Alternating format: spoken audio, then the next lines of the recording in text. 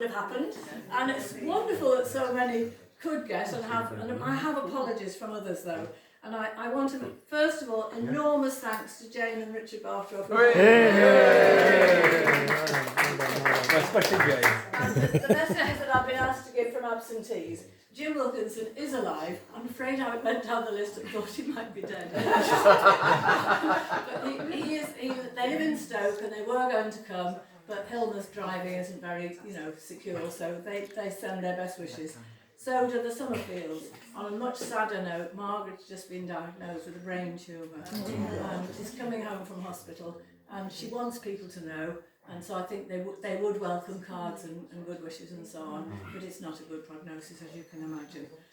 So that was the Summerfields. And then finally this morning, Angela Kay noticed that she'd got a choir in Southall this afternoon, and she couldn't make it, so she sends her best wishes too. If I've forgotten anybody else, may I be forgiven. Well, Derek couldn't make it, so apologies.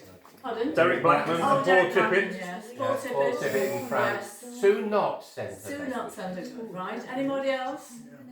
No, it was nice to hear that. Have you heard from Melgad? We haven't, we tried to trace people, but it was quite... I haven't seen her for about 20 years. I'm in touch with Mary, but she said I thought she was coming. Did Derek marry a Labour MP? Yes. And the Harcourt. Well, I think they were divorced. And Pat, the Harcourts couldn't come. And the Harcourts, thank you, yes. So they were contacted but couldn't come.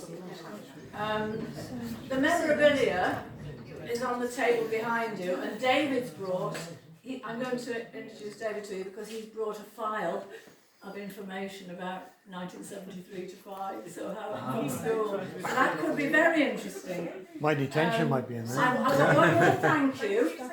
I'm so glad that Kath can be here. She isn't quite, are you? Not quite 90? I'll be 90 on Monday. And as we all know, school. And she knew everything about everybody, so we have no secrets from each other. So the memorabilia is a reminder. I mean, it's really weird, isn't it, how 50 years has just disappeared as we get together. I can't believe it. But David is the link with the future. How long have you been there, David? 4 years now. 4 years, gosh. 4 years. At the beginning. So when you've got to 50 years hence, we haven't invited the students, and I apologise. I'm sure I could have got Kevin Collins here, who's our local Garage East, but I just didn't tell him in time.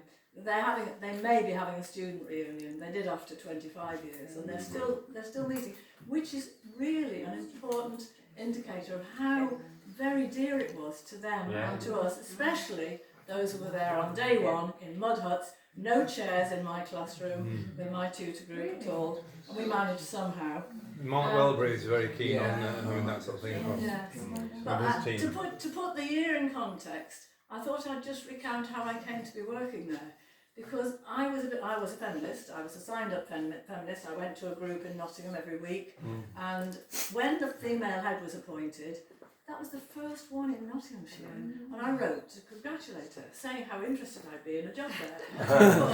She wrote back very, very professionally and said, apply when you see them coming up. And the first one that came up was Head of Modern Languages. Now, I had only ever worked part-time. I had never had a full-time post in languages, but I was cheeky enough to apply, and I got an interview. And of course, what Audrey did was to bend the rules and invite me to go after Paul rightly got it, and I was invited to join then. So, but you can't do those backdoor things now, can you, David? You wouldn't go down there, or perhaps you can. Perhaps you can. You didn't bribe her with a packet of 20 cigarettes, did you? No, I didn't. No, but she gave me the most useful piece of information she ever gave me was which restaurant to go to in Brittany for a seafood meal to never forget. They're all good. The problem was, I knew, they are, Exactly. but I knew it was a good one to forget, because Tony and I enjoyed it so much that we forgot that the children were there. I had to pick them up at the end, so that was one of her advice. And I was thinking about it, my partner Jim said, what was it that was special about Chilwell. I know it said something. And I thought about it, and I thought, well, actually, it was really cutting edge then, or woke in the current language, in the sense of pastoral care.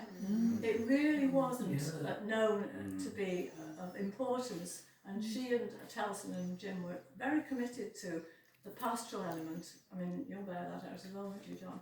I think that was one of the keys, and also to a really broad curriculum with a more than usual emphasis on the arts. So I think those of us who were in the arts felt protected, and you know the place she gave to the arts. You see some nods. I think I've got it right. Is there anything else anybody would point to? I would think, well, the age of the staff. Oh, indeed. I mean, and people who got the jobs first got these really high jobs, didn't they? Yes. And stayed there. Some of whom were obviously very good. Yes. Anybody who's here was obviously very good. And some weren't as good. But they, having been put on this high salary at the age of 25, it was actually quite difficult Yes.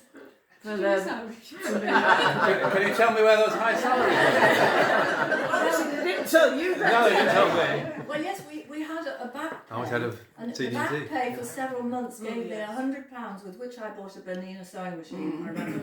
But yes, I was going to say professional development. It began there for me. I mean, my career took off as a result of the support and the feedback. It began to be, you know, it wasn't known to give appropriate feedback to individual staff. I mean, we all had interviews where we knew we were being told either we could go a bit further or we couldn't. And I mean, I cursed at the time that I had two roles, once head of department and head of house, but it did bring me enough, you know, management experience to go on. So I thank her for that retrospectively. Yeah, and the other thing I would say, sorry to be, No, do. is individualised learning. Yes. My God, if I studied for instance my science class and actually taught the whole class, I felt incredibly guilty because we were all at the same level. Ooh, sharp intake of breath. But on the It negative, was good and bad. my languages teaching obviously wasn't good enough, because 25 years on they had a reunion and we went, and Kevin Collins ran up to me saying, Madame Collins, le singe mange une banane dans l'escalier, but what does it mean? I mean, totally inappropriate. But you obviously gave him a Provençal accent, I could hear that. I don't know probably. Anyway, so I think, you know, the super bond that we have was partly due to the way it was set up, and it's a unique experience, isn't it, setting up a school from scratch. And the pupils are still bonded, and where is Barbara? Barbara Poe. I mean, which school would have had a parent body, I mean, I know you were a worker as well, but had a parent body that kept on meeting? When did it finish, Barbara? Oh, I don't know. It went on for a long time. We did, A long yeah. time. I was on the kept on 90s. meeting. I thought that was Yeah. extraordinary. And you went away together, didn't you, as a group? Yes. Yes. So those of us who live in was those Chilwell worksheets do you see did with the the- Oh, the students. rodeo. You know, in Sainsbury's Yeah. there's a girl called Yeah. Christine. How many My trees? dental hygienist is Jane Say. I can't remember what was her name before. Yeah, Beresford, there Jane were two, I Beresford. think. I'll leave on that note Can I because say, Pat, that was follow. Well, she does my teeth, so I remember. Well, she does. I didn't know her at school, so. Oh, well, she's in my tutor group.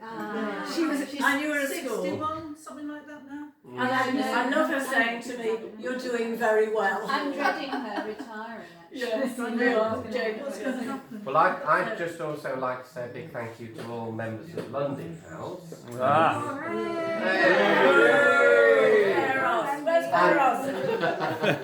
And that link to the students. I mean, I'm still in touch with so many. You know, Jane Ellis, Yes. Jill Webster came over the other day from America, and we met up, and yeah, she has very fond memories. Yeah. Is Jane Orchard.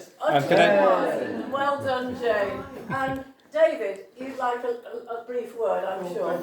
So, Can I just say about... handing over the baton, as it is said in current parlance. But thank you for opening your home to us today. Thank you, God. Yeah, It's been a very pleasure. important. It's been a real pleasure.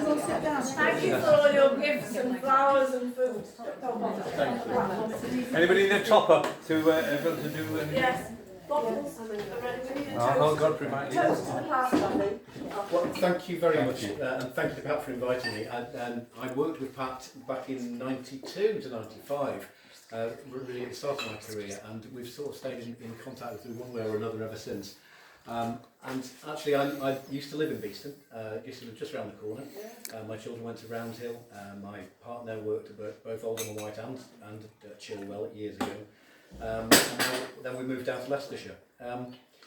My children had played on the football pitches at Chilwell. My daughter had performed on the stage in the theatre.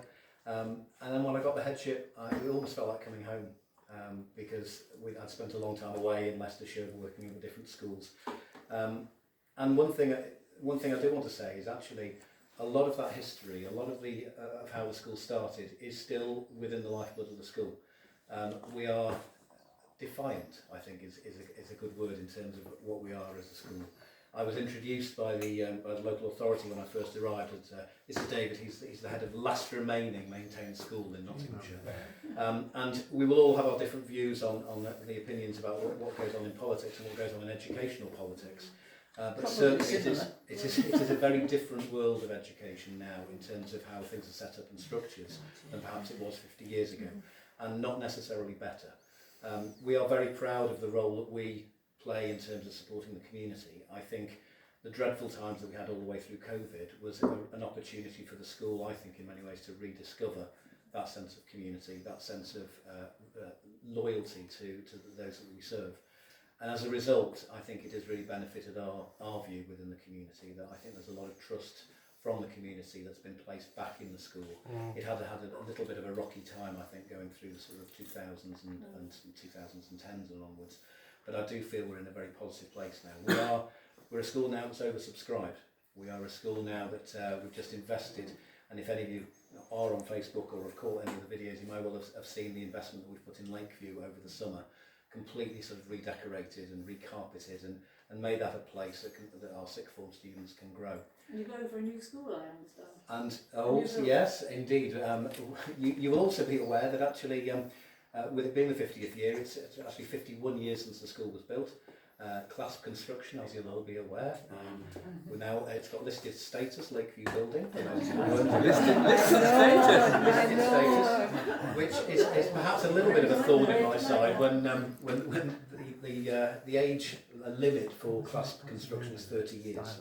So we are now 20 years past the sell-by date. We've been putting a lot of pressure on the DFE to be able to try to make sure that we can get a lot of investment. But again, those are all political decisions. Everybody that's come to see the school, all the surveyors have completely agreed that actually, whilst the school and its community and its history is fantastic, the buildings are in a terrible state. And we are kind of hoping that there will be some good news over the next 12 months about what we can do. I'm not saying there will be good news, I'm hoping for it. It's obviously not my decision, it's the people who are in charge. Last thing I just want to say is I did the welcome back assemblies with students last week, and I did my assembly about the £2 coin, which actually, if you know, the £2 coin's got absolutely everything to do with the school curriculum on it, whether it's design or science or history or literature or whatever. And round the outside, I said, many of you not know what's on the outside, and it's standing on the shoulders of giants around the outside of a £2 coin. And I made reference to the fact that actually that's what our new sevens were doing. And actually us as staff were basically, if we can see further into the future, it's because of the success, it's because of the history, it's because of everything the school has achieved so far. And we're just fortunate to be in a position to be able to then move on, perhaps see a little further into the future, but it's all down to the people that came before us. So I'm really honoured to be here. Thank you for the invitation.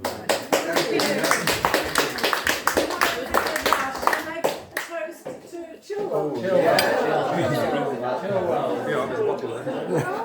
And all the best in the future. Carry on eating and drinking, please.